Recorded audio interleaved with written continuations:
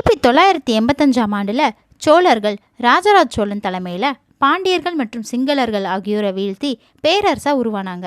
ராஜராஜ சோழன் பாண்டியர்களை வீழ்த்தினாலும் பாண்டியர்கள் முழுவதுமாக சரணடையாமல் அப்பப்போ சோழர்களை எதிர்த்துட்டு இருந்தாங்க. இந்த தருணத்தில் சோழர்களை எதிர்க்க சேரர்கள் பாண்டியர்களுக்கு ஏராளமான உதவிகளை பண்ணாங்க.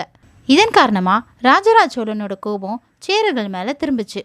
சேரர்களை வீழ்த்தாம பாண்டியர்களை அடிப்பணிய வைக்க முடியாது அப்படின்னு உணர்ந்த ராஜராஜ சோழன் சேரர்கள் மேலே படையெடுத்தாரு. காந்தலூர் சாலை போர் அப்படின்னு அழைக்கப்படுற இந்த போரில் சோழர்கள் சேரர்கள் மற்றும் பாண்டியர்களோட கூட்டுப்படையை தோற்கடிச்சு சேரர்கள் கட்டுப்பாட்டில் இருந்த காந்தலூர் சாலையை சோழப்படைகள் அழிச்சாங்க. ராஜராஜ சோழனோட இந்த தாக்குதல் சேரர்களை பெரிய அளவில் பலவீனப்படுத்துச்சு.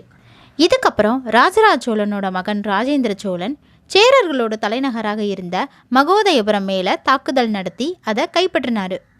இதன் காரணமாக சேரர்கள் சோழர்களோட ஆதிக்கத்தின் கீழே வந்தாங்க.